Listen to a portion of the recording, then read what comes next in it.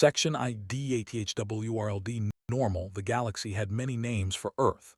Most of them were warnings.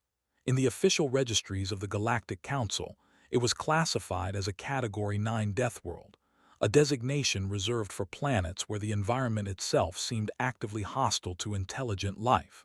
Extreme gravity fluctuations, unstable weather systems, seismic activity that rearranged continents, native megafauna capable of killing sapient beings without effort, microorganisms so aggressive they could dismantle alien immune systems in hours. To most of the civilized galaxy, Earth was not impressive. It was insane. Jake Morrison had grown up there. To him, none of that seemed unusual. On Earth, danger was background noise. It was something children were taught to respect before they were taught to read. Don't touch that snake. Stay away from the water during storms. Wear protective gear. Look before you step.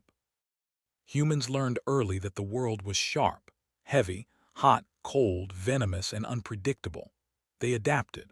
They always did. Jake's earliest memories were of wide skies and pine forests in the northern reaches of Montana, of snow so deep it swallowed fences and of summers hot enough to warp metal, of animals that were beautiful and lethal in equal measure, wolves that watched from tree lines, bears that could tear a truck open like paper, mountain lions that moved like ghosts and killed with silence. His father had taught him how to move through those forests, slowly, calmly, with respect. "You don't dominate nature," his father used to say while kneeling beside a fresh set of tracks. "You listen to it. Everything out here is trying to survive, same as you." Jake learned to read the land the way others read books. Broken twigs, flattened grass, the smell of rain before it fell. He learned when to back away and when to stand his ground. He learned that fear was useful, but panic was deadly. Most importantly, he learned that animals were not monsters. They were just honest. When Jake was 16, he helped his mother tend to an injured wolf that had wandered too close to a rural settlement and been hit by a transport vehicle. Most people wanted it put down. It was too dangerous, they said. Too unpredictable. Jake remembered kneeling in the mud, hands shaking as the wolf bared its teeth at him, yellow eyes blazing with pain and terror. He remembered speaking softly. He remembered how the wolf eventually stopped growling. That moment shaped the rest of his life. By the time humanity made first contact with the wider galaxy, Jake Morrison was already a licensed wildlife veterinarian with a specialization in large predators and xenobiology electives he never expected to use. First contact changed that overnight. The galaxy arrived in Earth's orbit not with warships, but with fear.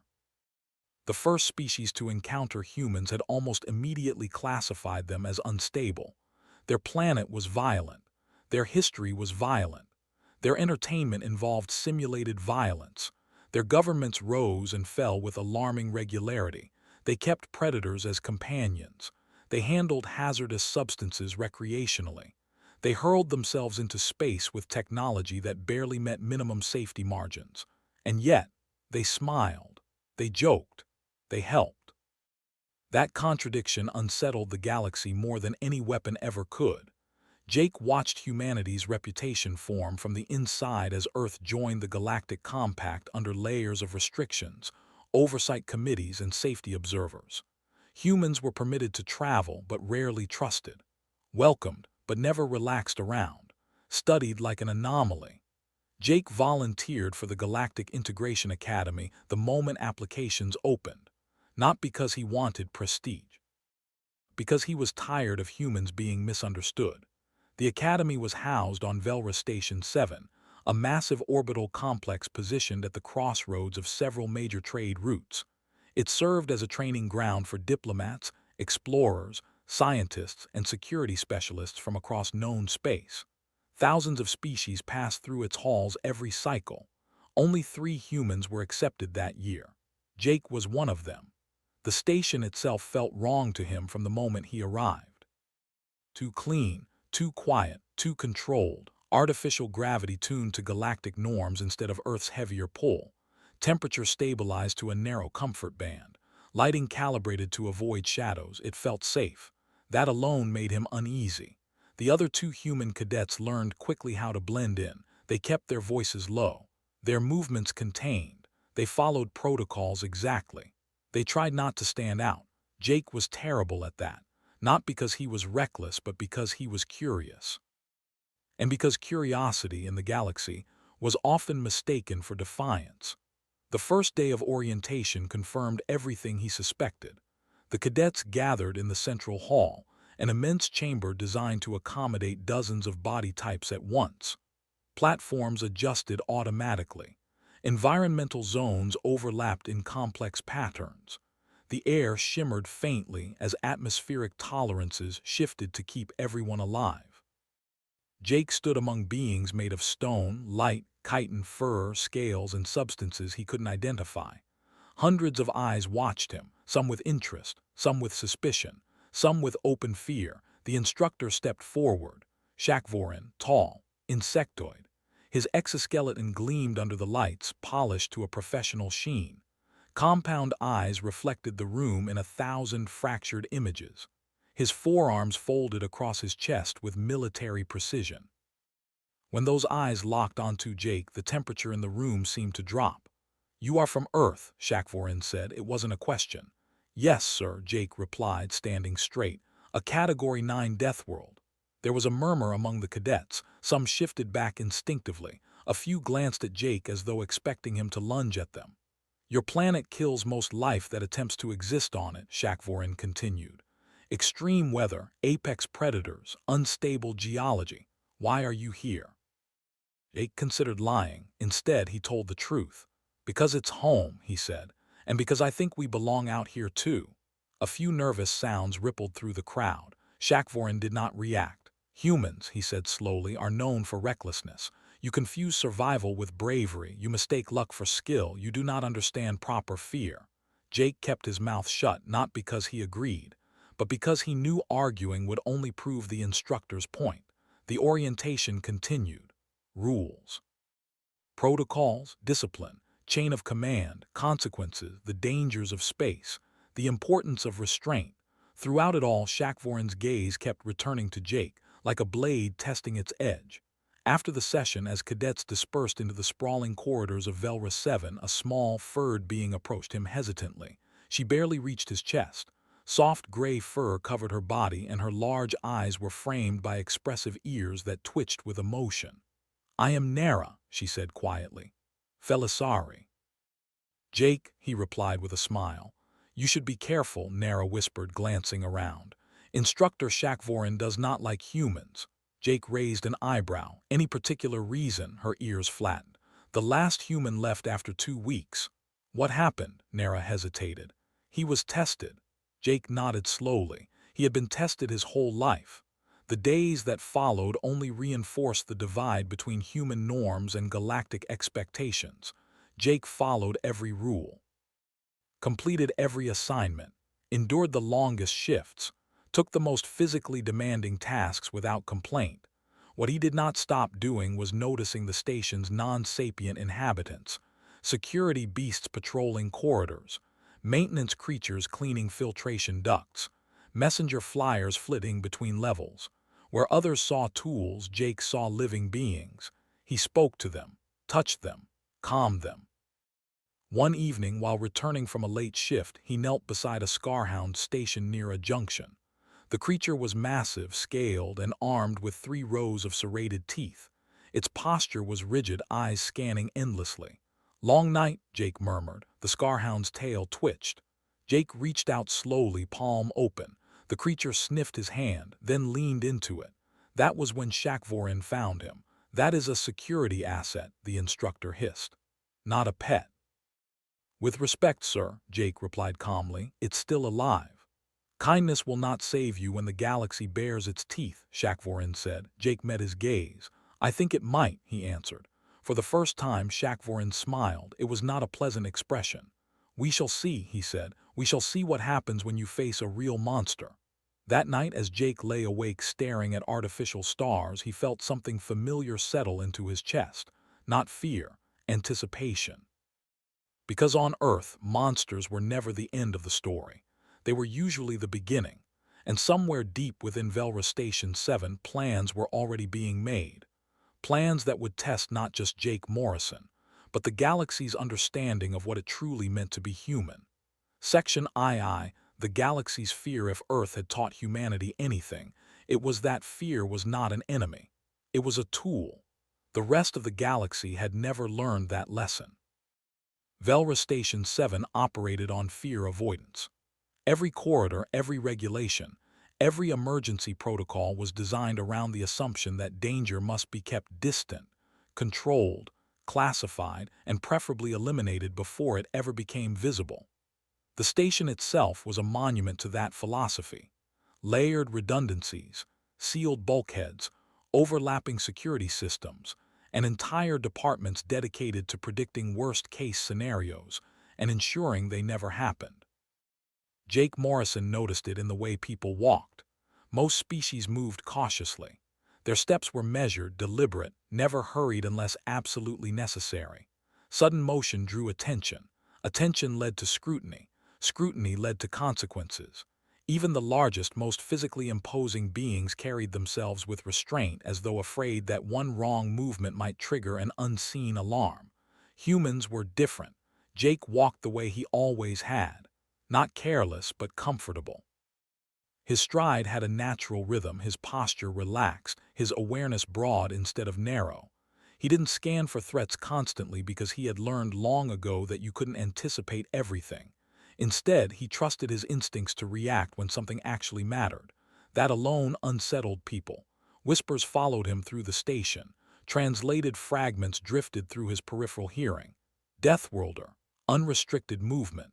No visible fear response. Is he malfunctioning? Jake pretended not to notice. He had learned back on Earth that being watched didn't always mean being hunted. Sometimes it just meant people didn't understand you. Classes at the academy were rigorous, but not in ways Jake expected. Physical training was minimal for most species. Instead, emphasis was placed on situational avoidance, threat assessment matrices, and compliance drills. Cadets were taught how to identify danger and remove themselves from it as efficiently as possible. Jake excelled academically. He struggled philosophically. During a xenopsychology lecture, the instructor displayed a rotating hologram of several apex predators from across known space. Each was labeled with threat ratings, kill probabilities, and recommended engagement responses. Class 7 predators are not to be interacted with under any circumstances, the instructor said. Class 8 and above are considered uncontainable threats. Contact protocols mandate immediate withdrawal and sterilization if necessary. Jake raised his hand. The instructor paused, visibly displeased. Yes, human. What if it's injured? Jake asked. Or displaced, or reacting defensively rather than aggressively? There was a brief silence. That distinction is irrelevant, the instructor replied. Dangerous organisms do not receive intent analysis. They are neutralized. Jake frowned. On Earth, intent matters. Several cadets turned to look at him. Earth is not a standard reference, the instructor said coldly. Your planet's survival strategies are atypical.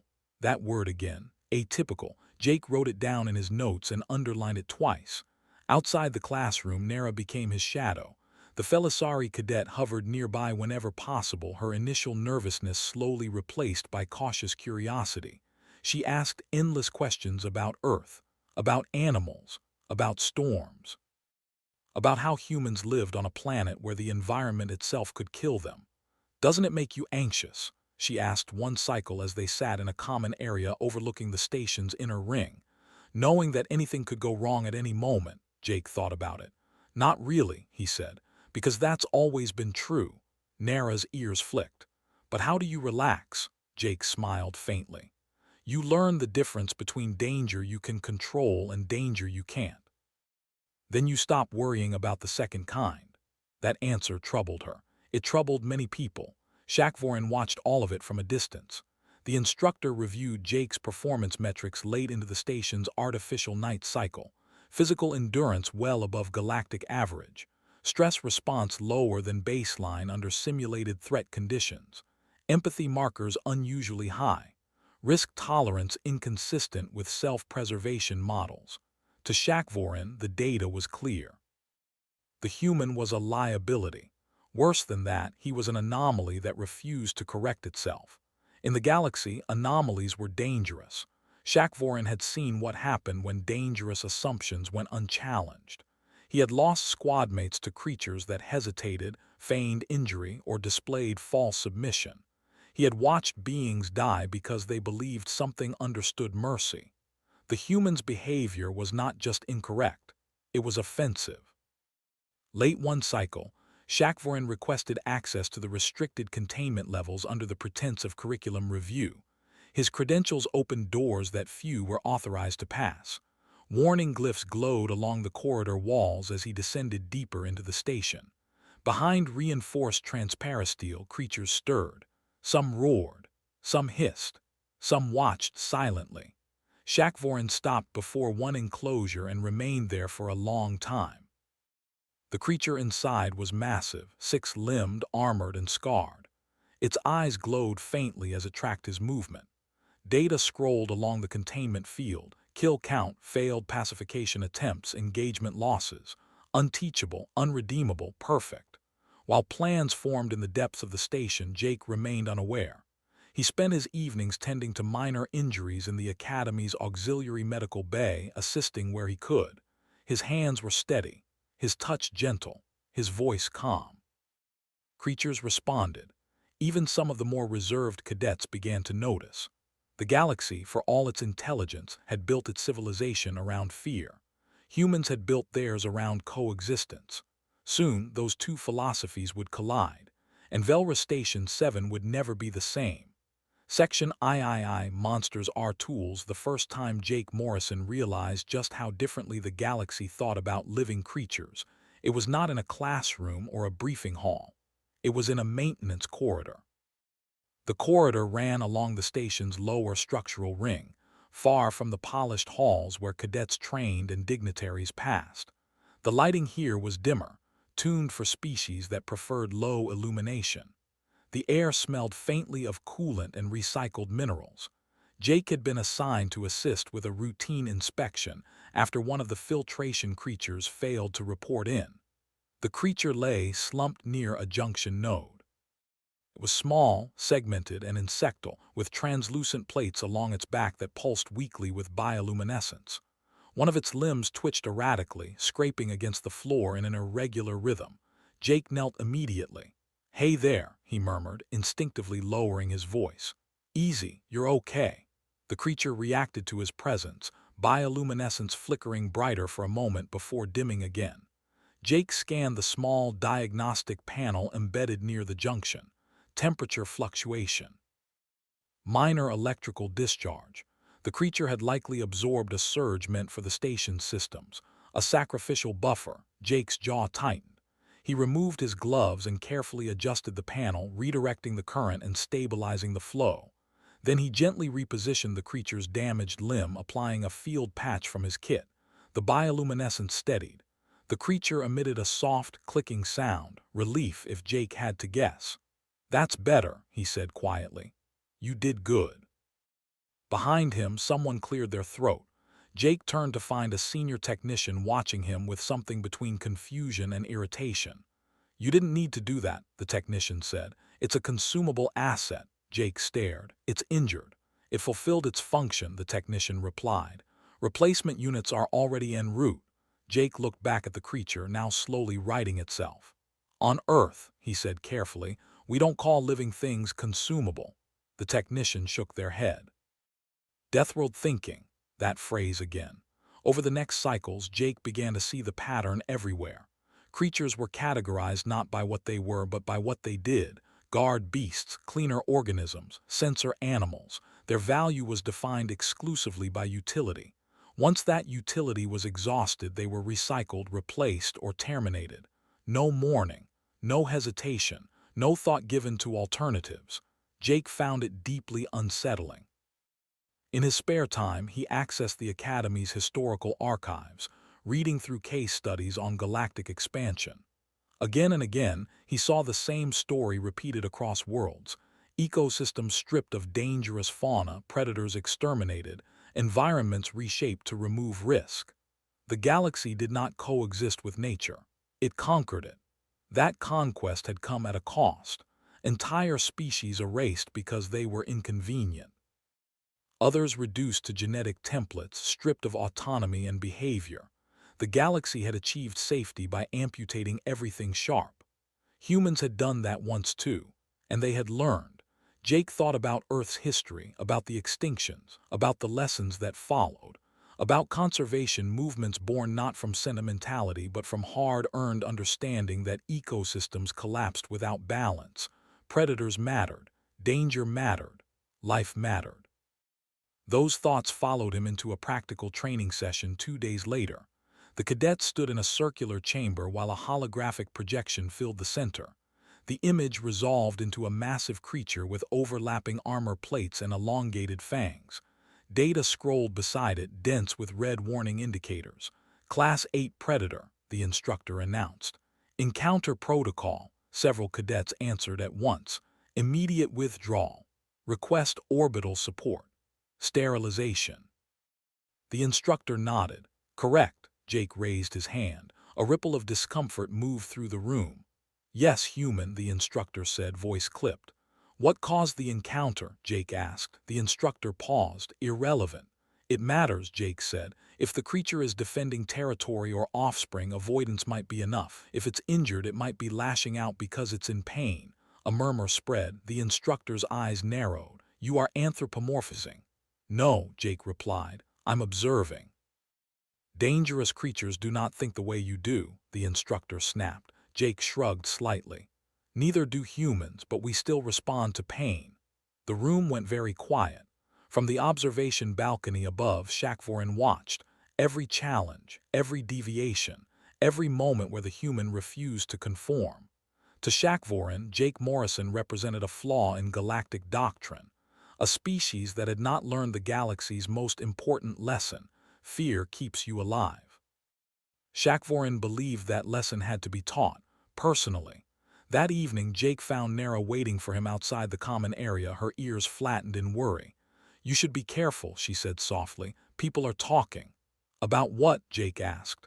About you, she replied. They say you don't treat dangerous things correctly, that you don't respect the rules. Jake leaned against the wall. Do you think rules are always right? Nara hesitated. They keep us safe. Sometimes, Jake agreed. Sometimes they just keep us afraid. Her ears twitched, conflicted.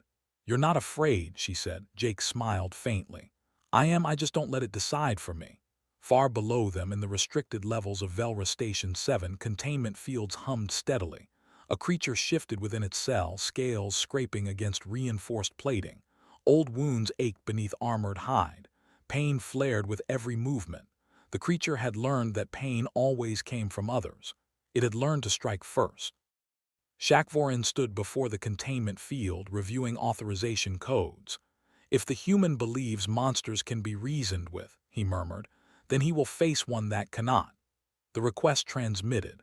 Approvals cascaded. A test was being prepared. And Jake Morrison, unaware, walked the corridors of Velra Station 7 with the easy confidence of someone who had survived far worse than fear. Soon, the galaxy would test that confidence. And it would learn just how wrong it was about what made humans dangerous. Section IV, the test. The announcement came without warning.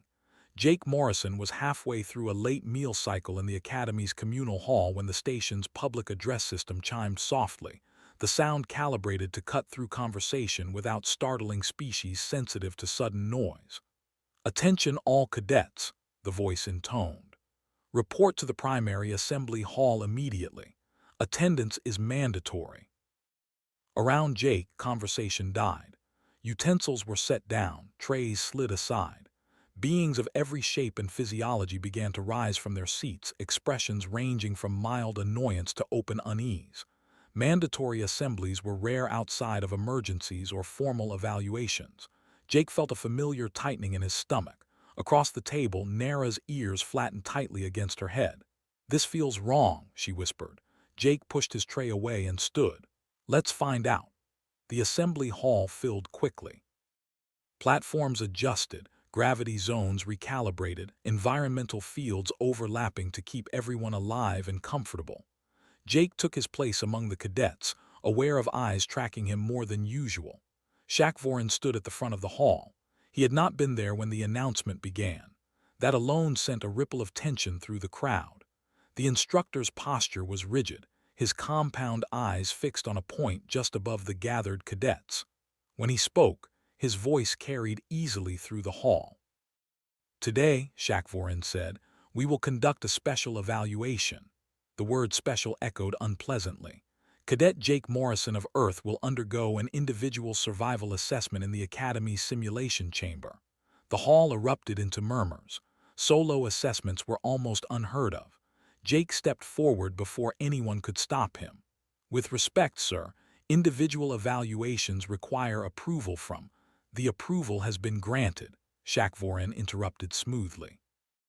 "Your behavior has demonstrated a persistent deviation from accepted safety doctrine. This evaluation will determine whether that deviation represents innovation or liability." Nara turned sharply. "What kind of evaluation?" Shakvorin's gaze flicked toward her, cold and dismissive. "That does not concern you, cadet." Jake met the instructor's eyes. "What are the parameters?" "A hostile environment," Shakvorin replied. "Minimal equipment, no external assistance." "Duration 6 standard hours." Jake nodded once. "And the threat?" he asked. Shakvorin's mandibles twitched. "Appropriate." That answer chilled the room. From the rear of the hall, a deep voice rumbled. "This is irregular." All eyes turned to Torvin, a massive cadet of the GR species, his stone-like body etched with glowing mineral veins. "Such evaluations are not conducted without oversight." Shakvorin inclined his head fractionally. "Oversight is in place." Jake sensed it then. This was not about assessment. This was about correction. The crowd dispersed slowly after the announcement, clusters of cadets whispering urgently. Some offered quiet words of support. Others kept their distance, fear overriding sympathy.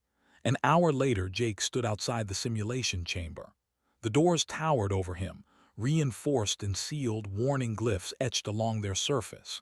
He wore a basic survival suit and carried a compact pack containing water, nutrient rations, and a medical kit. No weapons, no communication device. That omission was deliberate. "Jake." He turned to see Dr. Elise Warren approaching at a hurried pace, her expression tight with anger. She was one of the few other humans on Velra Station 7, a xenobiologist whose research focused on interspecies behavior. "I just pulled the logs," she said quietly. "Shakvorin accessed the restricted containment vaults this morning." Jake's jaw clenched. "What did he take?" "I don't know yet," she admitted. "But nothing in those vaults should be used in cadet evaluations." The chamber doors began to unlock. "Cadet Morrison," Shakvorin's voice echoed through the chamber. "Enter the simulation." Jake met Dr. Warren's eyes. "If something goes wrong," he said calmly, "tell my family I tried." She grabbed his arm. "You're not expendable." Jake smiled faintly. "Neither is whatever's in there." Then he turned and stepped forward. The doors sealed behind him. The world changed. Metal vanished, replaced by dense vegetation. The air grew heavy and wet, thick with unfamiliar scents. The ground beneath his boots softened into loam and tangled roots. Overhead, a sky the color of bruised emerald glowed beneath 3 pale moons. Jake recognized the environment instantly. Nexus 4. A world classified as more lethal than Earth. Predators here hunted predators, every instinct sharpened. Jake moved carefully, training guiding his steps. He found water, marked shelter.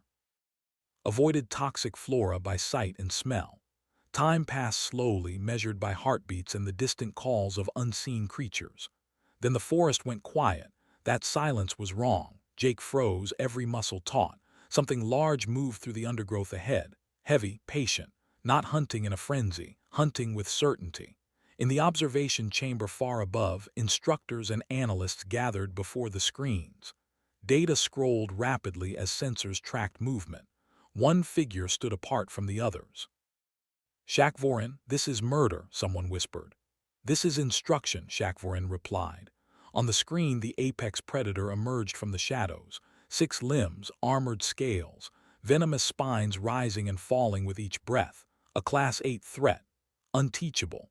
Jake Morrison stood alone in the forest, heart-pounding medical kit strapped uselessly to his side. And instead of running, he took a slow breath, because fear had never been the thing that kept humans alive. What happened next would decide whether the galaxy ever understood that. Section V, the DATHWRLD waits the forest of Nexus 4 did not rush its kill. Jake Morrison felt that immediately. On Earth, predators often announce themselves without meaning to. A snapped branch, a disturbed flock, the subtle rhythm of an ecosystem reacting to intrusion. Here, the silence was deliberate, controlled, almost intelligent. The absence of sound pressed in on him, heavy and suffocating, as though the world itself was holding its breath. Jake slowed his breathing. Panic burned oxygen and made mistakes. He had learned that lesson early, chasing wounded animals through snow and rain while his heart threatened to burst out of his chest. Slow meant alive. Careful meant options. He shifted his weight minutely, testing the ground beneath his boots. The loam was damp but firm enough to hold. Roots crisscrossed the surface like natural tripwires. He adjusted his stance, angling himself to keep his back protected by a thick, bark-scaled tree. The predator was close. He could feel it. The sensation wasn't mystical. It was practical. A pressure at the edge of awareness, the same instinct that told a human when they were being watched. The same instinct that had kept Jake alive when a wounded bear had turned unexpectedly, when a cornered wolf had decided not to flee. The creature stepped into view. It was larger than the projections. 6 limbs carried its bulk with unnerving grace, each movement precise and economical. Its armored scales overlapped in patterns that suggested both protection and flexibility, dark plates catching faint moonlight as it advanced. Venomous spines along its back flexed subtly, reacting to muscle tension and threat assessment. Its eyes burned a low, predatory red, thermal vision. Jake knew what it saw. A warm, fragile shape outlined against cooler vegetation. A single organism without claws, fangs, or armor. Prey. His heart hammered.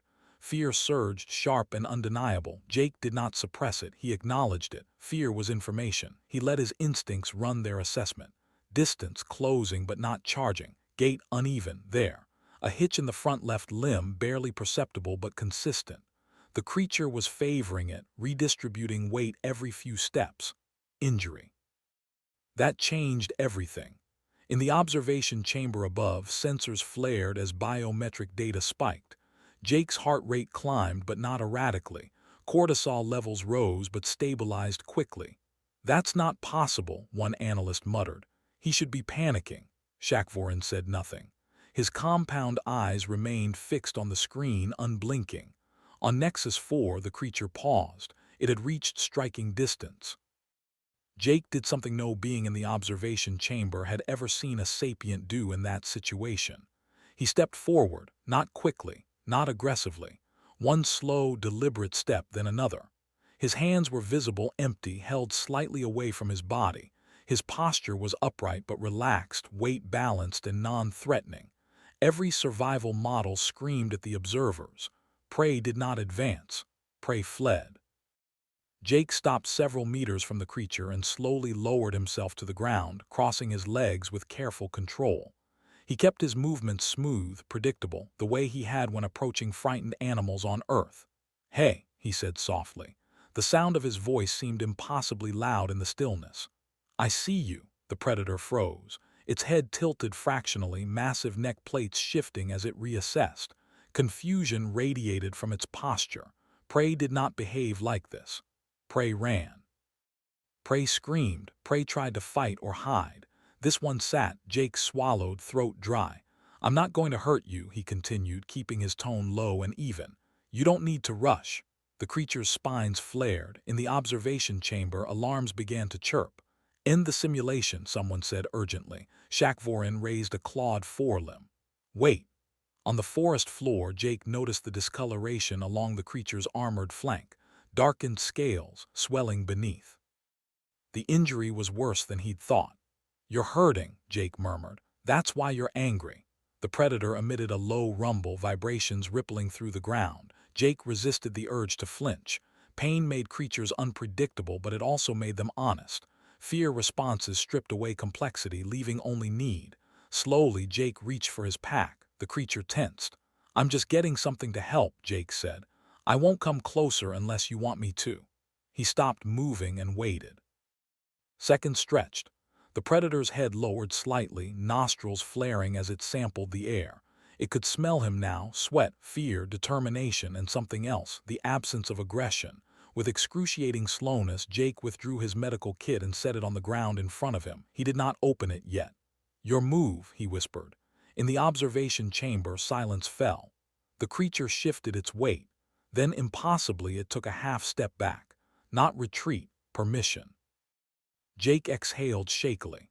"Thank you," he said. He opened the kit. What happened next would echo far beyond Nexus 4. The galaxy had always believed that Deathworlders survived because they were brutal, because they were violent, because they met danger with force. As Jake Morrison prepared to place his unarmored hands on a creature that had killed dozens, the truth waited patiently in the shadows. Humans survived because they understood something the rest of the galaxy had forgotten. Fear was not the opposite of compassion. It was the doorway to it. Section VI, the monster listens. The creature's breath washed over Jake Morrison in hot, mineral-scented gusts. Each exhale carried the weight of power restrained by uncertainty. Rows of teeth, each longer than Jake's fingers, glistened beneath armored lips. Venom glands pulsed faintly beneath translucent scales. One wrong movement would end him. Jake knew that. He had always known when he was close to death. That awareness did not paralyze him, it focused him. Slowly, deliberately, Jake shifted closer, stopping the instant the creature's spines twitched. He kept his body angled, not squarely facing it, avoiding the posture of a challenge. His eyes never left the predator's face, but his gaze was soft, unfixed, the way humans looked at animals they trusted not to attack. "Easy," he whispered. "I'm right here." The creature growled. Not a roar, a warning. Jake froze. He waited. Time stretched into something viscous and unreal. Sweat trickled down his spine. His muscles trembled under the strain of holding still. Then the growl faded. The creature shifted its stance, lowering its massive head a fraction. In the observation chamber, multiple analysts leaned forward simultaneously. "That's submission behavior," someone said. "No," another whispered. "It's assessment." Jake noticed the subtle tremor running through the creature's injured limb. The swelling was worse up close. A bent spine protruded at an unnatural angle, pressing into sensitive tissue beneath the armor. "That must hurt," Jake murmured. "I know it does." He extended one hand, palm up, stopping well short of contact. The creature's nostrils flared. It sniffed him. Jake held his breath, letting his scent speak for him. Fear, yes, but also calm, intention, familiarity with pain. The predator's head dipped lower, slowly, deliberately, until its massive forelimb slid forward, resting on the forest floor between them. The injured one. The observation chamber erupted. "That's impossible. No recorded Class 8 has ever." "By the stars," Shakvorin's mandibles clicked sharply. His confidence wavered for the first time. On Nexus 4, Jake swallowed hard. "Okay," he whispered. "Thank you for trusting me." He moved closer, inch by careful inch, narrating every motion. "I'm going to touch your leg now. It might feel strange. If you want me to stop, pull away." The creature remained still. Jake's fingers brushed the armored scales. They were warm, alive. Beneath the armor, muscles spasmed. Pain response. Jake worked methodically, as he always had. He identified the bent spine, its base inflamed and bleeding internally. The spine wasn't just broken, it was embedded. "Yeah," Jake breathed. "That explains everything." He glanced up at the creature's eyes. "This is going to hurt for a moment, then it won't."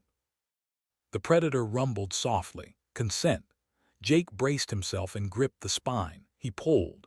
The spine came free with a wet, tearing sound. Dark fluid spilled across the forest floor. The creature roared. The sound shook leaves from branches and sent shockwaves through the ground. Jake was thrown backward, landing hard, breath knocked from his lungs. In the observation chamber, alarms screamed. "Terminate the simulation." "Now." Shakvorin stared at the screen, frozen. On the forest floor, Jake gasped for air, forcing himself to stay still. Then the roar changed. It softened, lowered. The creature limped forward, Jake tensed, ready for death. Instead, the massive head lowered and pressed gently against his chest. The predator exhaled, long, shuddering relief. Jake laughed. It burst out of him, half hysterical, half joyful. He lifted one trembling hand and scratched gently behind a ridge of thinner scales. The creature made a sound no one in the observation chamber had ever heard. A deep, rumbling purr. Silence fell across the station. Jake leaned back against a tree, the predator curling around him instinctively, massive body shielding him from the world. "It's okay," Jake murmured. "You're safe now." In the observation chamber, no one spoke. The galaxy's most feared monster rested its head in a human's lap, and the galaxy's understanding of fear shattered. Section VII, when doctrine breaks the observation chamber, did not know how to breathe. Banks of instruments screamed warnings that no one answered.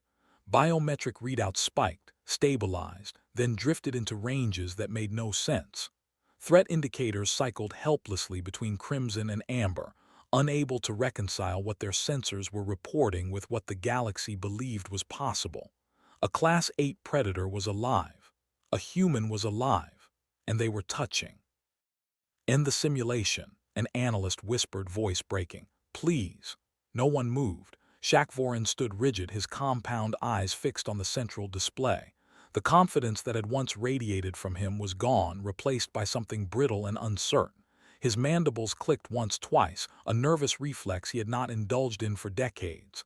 "That creature should be killing him," he said, more to himself than anyone else. "Pain does not change their nature." But the data disagreed.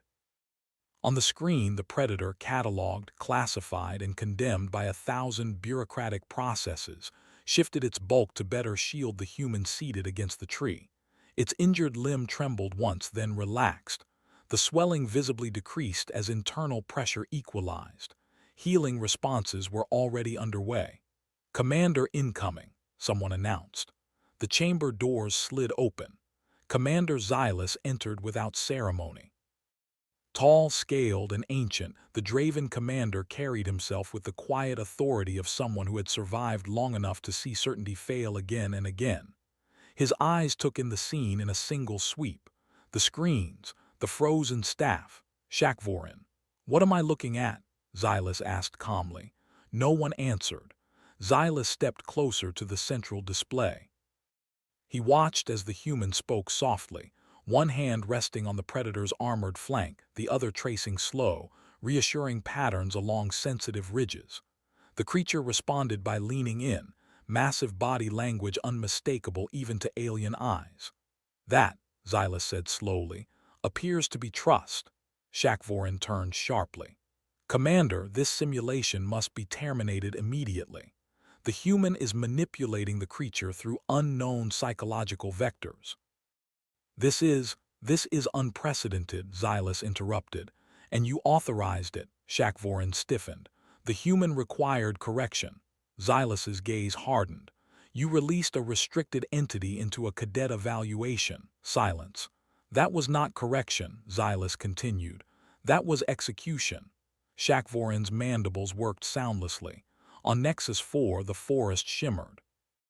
The simulation's termination protocols began to engage, but slowly, carefully, as though the station itself had learned caution. The environment flickered at the edges, trees dissolving into light, the emerald sky pixelating into metal and illumination. The predator did not react. It tightened its protective curl around the human. Jake Morrison noticed the change immediately. He glanced around, brow furrowing as reality peeled back. "Easy," he murmured to the creature. "Something's happening." The world resolved into the simulation chamber. Metal replaced soil. Artificial gravity hummed softly. Observation windows revealed a stunned audience of instructors, cadets, and command staff. The creature lifted its head. Dozens of beings flinched. Jake felt the tension ripple through the room like a shockwave. He placed a calming hand against the predator's neck. "It's okay," he said quietly. "They're not a threat." The creature hesitated. Then slowly it settled again. A collective exhale swept the chamber. Commander Xylus entered the chamber floor, his guards keeping a respectful distance. He stopped several meters away, posture non-threatening. "Cadet Morrison," Xylus said. "Are you injured?" Jake shook his head. "No, sir, just tired." "And the creature?" Jake glanced down. "She's in pain, but she'll heal." The word echoed. Shakvorin recoiled as if struck. "You named it," he hissed. Jake looked up, confused. "She's alive. Name's help." Xylus studied both of them for a long moment. Then he did something no one expected. He laughed. The sound was low, rumbling, edged with disbelief and awe. "In all my years," the commander said, "I have never seen doctrine fail so completely." He turned to Shakvorin. "Instructor, you are relieved of duty effective immediately." Shakvorin's world collapsed. "But you endangered a cadet," Xylus continued. "You violated containment law. And you attempted to prove a theory that has now been disproven in front of witnesses." Shakvorin said nothing more. Jake looked down at the creature resting against him. She shifted, eyes half-lidded, trusting. He stroked her armored brow and smiled faintly. "It's okay," he whispered. "You're not a monster." Around them, the galaxy listened. And for the first time, it did not know what to say. Section VIII, after the impossible, the station did not return to normal. It tried. Velra Station 7 ran on systems that had been refined over centuries. Redundant logic, automated contingencies, bureaucratic inertia powerful enough to smooth over disasters and turn anomalies into footnotes. When hull breaches occurred, they were sealed. When outbreaks happened, they were contained. When doctrines failed, they were quietly revised. This time, none of that worked, because too many people had seen it. Jake Morrison, walking out of the simulation chamber with a Class 8 Predator pressed protectively against his side, became the most replayed clip in the station's internal network within minutes. Different angles, slowed playback, enhanced telemetry overlays showing heart rate, threat indicators, neural stress responses. Every replay ended the same way. The monster chose the human. Commander Xylus ordered the immediate lockdown of the chamber, not as a security measure, but as a preservation one. Scientists, xenopsychologists, and ethicists flooded in, tripping over one another to request access, to run tests, to ask questions that had never before been permitted to exist. Jake ignored most of it. He sat on the chamber floor with his back against the wall, the Predator curled around him like a living fortress. Her breathing was slow, and even now, the worst of the pain gone. He could feel the vibration of her purr through the metal beneath them. "It's okay," he murmured, mostly for himself. "They're just scared." She shifted, pressing closer. That simple movement, an apex predator seeking comfort, did more to dismantle centuries of galactic fear than any speech ever could. Dr. Elise Warren arrived less than 10 minutes later, her face pale with shock and exhilaration. She stopped just inside the chamber, eyes flicking between Jake and the creature. "Jake," she breathed, "do you have any idea what you just did?" He smiled tiredly. "Help someone." She laughed weakly, rubbing a hand over her face. "You redefined 3 major threat classifications." Nara appeared behind her, hovering nervously near the doorway. The Felisari cadet stared at the creature with wide eyes, but she did not retreat. "It stayed," Nara whispered. "It could have killed everyone," Jake nodded. "So could a lot of things. It chose not to." Across the station, reactions rippled outward like shockwaves. Some cadets celebrated openly, their fear giving way to awe. Others withdrew, shaken to their cores. Entire belief systems cracked under the strain of evidence that contradicted everything they had been taught. Predators were not irredeemable. Fear was not the only response. And humans, fragile, reckless humans, had done something no other species had even attempted. The station's Xenobiology Council convened an emergency session within the hour. Commander Xylus addressed them without preamble. "What we witnessed today cannot be undone," he said. "Nor should it be." Arguments erupted immediately. Safety concerns, liability, precedent. Entire sectors had been pacified under the assumption that certain life forms could not be reasoned with. "And now," one counselor demanded, "we rewrite centuries of policy because one human ignored protocol." Xylus's eyes narrowed. "Because one human proved it wrong." Meanwhile, Jake was escorted, carefully, respectfully, to a medical bay large enough to accommodate his companion. She resisted at first, low growls rumbling deep in her chest until Jake soothed her with quiet words and steady touch. "It's just a checkup," he promised. "You'll like it." The medical team moved with reverent caution. Scanners hummed. Data poured in. The results were astonishing. The predator's neural patterns had shifted. Aggression centers were suppressed, replaced by stable bonding markers typically seen only in long domesticated species. Stress hormones were lower than baseline projections. Healing responses accelerated in the presence of Jake's proximity. "She's not just calm," Dr. Warren said softly. "She's attached." Jake scratched gently along the creature's jawline. "That makes sense." Across the station, news escaped containment. Within hours, external networks lit up. A human befriended a Class 8 predator. A Deathworlder chose compassion and lived. The story spread faster than any official statement could contain it. Stations pinged one another. Universities requested raw data. Militaries quietly froze predator extermination programs pending review. On Velra 7, the Academy's halls felt different. Students moved closer together. They asked questions. They looked at humans not with fear but with something new, possibility. Jake felt it most clearly when Commander Xylus visited him later that cycle. The commander stood at the threshold of the medical bay, hands clasped behind his back. "You realize," Xylus said, "that what you did will change the galaxy." Jake shrugged carefully so as not to disturb the creature resting against him. "I just did what made sense." "That," Xylus replied, "is precisely the problem." He studied the predator thoughtfully. "She cannot return to containment." Jake's grip tightened. "Good," Xylus inclined his head. "Nor can she be released. The galaxy is not ready." Jake frowned. "Then what happens to her?" Xylus met his gaze. "She stays with you." Silence. "You will serve as her handler," Xylus continued, "and her advocate officially." Jake exhaled slowly. "She's not property." "I am aware," Xylus said, "which is why this position has never existed before." Across the station, doctrine continued to crumble, and in a quiet medical bay, a human rested his hand on the head of a former monster. Neither of them knew what the future would demand, only that they would face it together. Section IX. The galaxy reconsiders. The Galactic Council did not arrive in force. That alone unsettled everyone. When the summons came, it was not accompanied by warships, ultimata, or security edicts.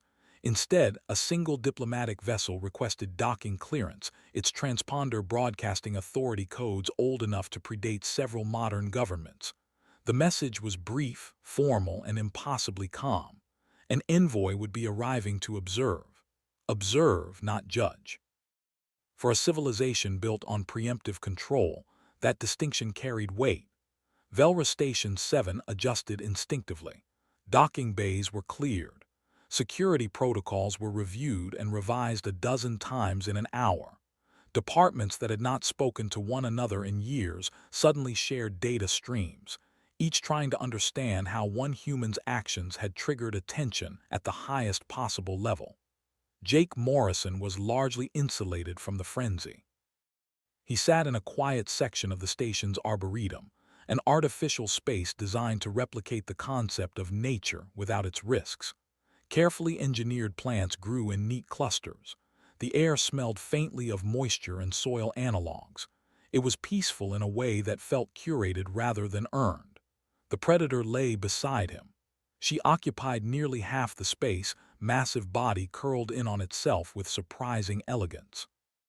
Her breathing was deep and slow, the rise and fall of armored plates steady and unthreatening. Where once her eyes had burned with constant vigilance, they now remained half-lidded, tracking Jake more than the environment. He rested a hand against her neck, feeling the warmth there. "You're doing good," he murmured. "Better than most people I know." She responded with a low, contented rumble. Jake had started calling her by a name. Not officially. Not yet. But names mattered to humans, and this creature had crossed a line that made anonymity feel wrong. She was no longer a classification or a threat rating. She was an individual. Across the station, debate raged. Council representatives joined remotely, faces and forms flickering into existence across secure channels. Arguments collided. Safety versus progress, precedent versus evidence, control versus understanding.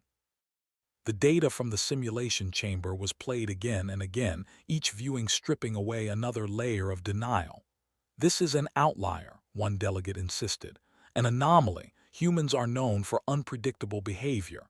So are predators," another countered. "Yet we built doctrine around the assumption that they could not change." "Change is irrelevant," a third voice snapped. "Risk remains." Commander Xylus listened. He said nothing until the noise burned itself out. "Risk has always remained," he said finally. "We simply pretended otherwise." That statement hung in the chamber like a challenge. The envoy arrived shortly thereafter. They did not wear armor. They did not carry visible weapons. Their form was tall and faceted body composed of translucent crystalline structures that refracted the station's lights into soft spectrums. Movement produced faint harmonic tones, like glass chiming in a gentle current. The envoy inclined their head toward Commander Xylus. "I am here to witness," they said, "and to understand." No rank was given, no title. That too was deliberate. Jake was invited, not summoned to attend. He walked into the council chamber with the predator at his side. The reaction was immediate and visceral. Several delegates recoiled. Others leaned forward, eyes alight with fascination. A few simply stared, unable to reconcile instinct with evidence. The predator paused at the threshold. Jake felt the tension ripple through her frame. "Okay," he said quietly. "We don't have to stay if you don't want to." She looked at him, then stepped forward. That choice reverberated louder than any speech. The envoy studied the pair for a long moment, crystalline facets shifting subtly. "You did not dominate," the envoy observed. "You did not subdue, you did not condition." Jake shook his head. "I helped." Why? The question was not accusatory, it was curious. Jake considered his answer carefully. "Because she was hurting," he said. "And because pain doesn't make someone evil, it just makes them loud." A murmur spread through the chamber. The envoy turned slightly, regarding the predator. "And you?" The creature lifted her head. She did not speak. She pressed closer to the human. The envoy inclined their head again. "Understood." The council deliberated long into the cycle. When they emerged, nothing was finalized. But something had shifted. Several predator extermination initiatives were suspended pending review. New research directives were authorized. Humans were quietly reclassified, not as unstable liabilities but as potential intermediaries between fear and understanding. It was not a revolution. It was something far rarer, a reconsideration. As the chamber emptied, the envoy approached Jake one final time. "Your species has lived with danger longer than most civilizations have existed," they said.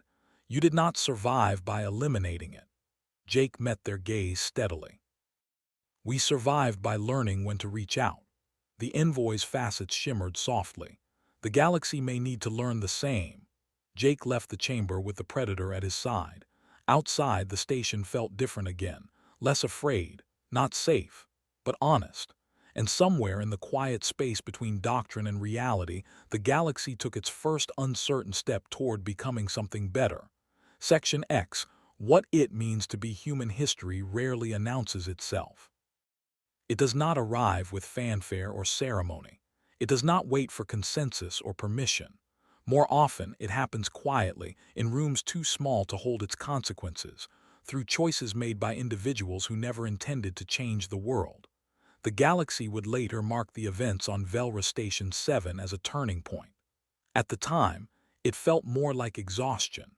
Jake Morrison felt it settle into his bones in the days that followed the council's departure. The adrenaline faded. The constant scrutiny dulled into background noise. Life did not return to normal, but it did begin to move forward. The predator remained with him. Officially, she was listed as a cooperative Class 8 entity under human stewardship. Unofficially, she slept curled near his quarters, followed him through the station's wider corridors, and refused to eat unless he was within sight. Jake finally gave her a name. "Kara," he said one evening, resting his forehead briefly against the cool armor of her brow. "It means beloved." She responded by nudging him gently, a gesture that would have flattened reinforced doors. The academy adapted, slowly, uneasily. Curricula were revised, terminology changed. Monsters became high-risk life forms, then misunderstood life forms. then cautiously, potentially cooperative entities. Each shift met resistance, but none could withstand the data Jake and Kara generated simply by existing together. Cadets began requesting observational sessions, not to get close, just to watch. They saw a predator that had once been defined solely by its kill count respond to tone, posture, and patience. They saw a human who never once asserted dominance, never raised a weapon, never mistook fear for authority. Nara was the first non-human to approach Kara voluntarily. Her hands shook as she extended them, but she did not flee. "She won't hurt you," Jake said softly. "She knows you're my friend." Kara studied Nara for a long moment, then lowered her head. Nara cried, so did several observers. The galaxy's understanding of humans continued to evolve, not as conquerors, not as reckless Deathworlders, but as something far more unsettling: caretakers, bridge builders. Species who looked at the universe's most dangerous problems and asked not how to destroy them but how to live with them. Commander Xylus oversaw the formal creation of a new division within the Galactic Compact: interspecies relations and harm reduction. Its mandate was simple, its implications staggering. Where possible, understand before neutralizing. Where safe, engage before exterminating. And where fear ruled, introduce humans. Jake was offered a rank. He declined. He accepted responsibility instead. Dr. Elise Warren published the first comprehensive paper on human-mediated predator bonding. It spread faster than any classified report ever had, igniting fierce debate across academic, military, and political spheres. The conclusion was controversial. Humans were not fearless, they were practiced. They had evolved on a world that demanded constant negotiation with danger. Storms, diseases, fire, teeth, claws, venom. Humans had learned not to eliminate these forces entirely because they could not, but to adapt, coexist, and mitigate. Fear had never been removed from human psychology, it had been integrated. One cycle, long after the cameras stopped following him, Jake sat with Kara in the station's arboretum. Artificial stars glowed softly overhead. Engineered plants rustled in a simulated breeze. "This place still feels fake," Jake admitted. "Too clean, too careful." Kara huffed quietly, a sound somewhere between agreement and amusement. "I miss home sometimes," he continued. "Real dirt, real weather, real risk." Kara shifted, resting her massive head in his lap. Jake smiled. "You'd like Earth," he said. "It wouldn't like you at first, but it would learn." The galaxy learned too, not all at once, not without setbacks. Some species clung to old doctrines. Some conflicts still ended violently. Some predators could not be reached. Humans never claimed otherwise. What they offered was not a miracle, it was a method, a willingness to sit with danger, to listen. To accept that survival was not about removing fear but choosing what mattered more. Years later, when cadets studied the event that changed interspecies relations, they did not focus on the predator.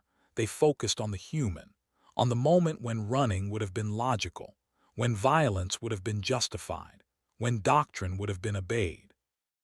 And instead, a human sat down, opened his hands, and offered help. That was the lesson. Not that humans were stronger, not that they were braver, but that they understood something ancient and stubborn and profoundly inconvenient. Most monsters were not born, they were made. And sometimes all it took to unmake one was a human willing to stay.